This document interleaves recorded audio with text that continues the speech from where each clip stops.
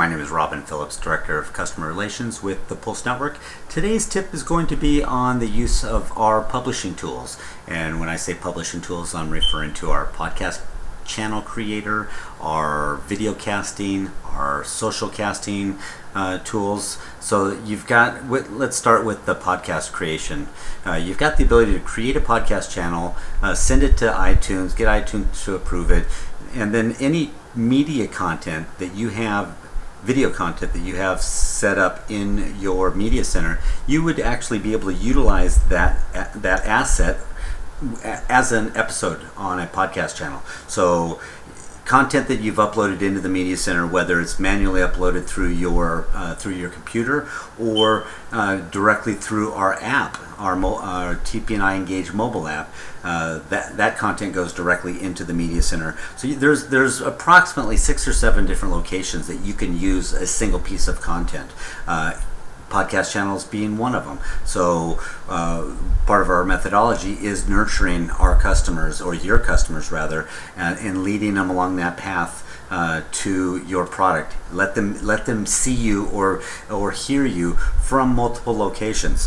Podcast channel, a lot of folks are watching and listening to podcasts now. A lot of drive time, 30 plus minutes on average to and from work. Not a lot of folks are listening to the radio anymore. If they're businessmen and women, then they're most likely utilizing podcasting or another form of media to listen to a message. If they find that the information and the message that you're offering is something that they're interested in, they'll keep listening to your message, whether again it's on a podcast channel or through video. So podcast channel being one of them, very simple to set it up. It takes very little time. Once iTunes has approved it, now you can take as many assets as you have in your media center and add them as episodes in your podcast channel and be done with it. And it literally takes seconds to add a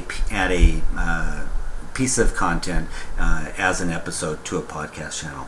Now the other tool in our publishing section of the platform is the ability to send video content to the video sharing sites or to the social network sites, or to a combination of both, doing a video with what we call a cross promote to that video link, whether it be YouTube, Dailymotion, or Vimeo, sending that YouTube or that link to the various social sites that you're selecting.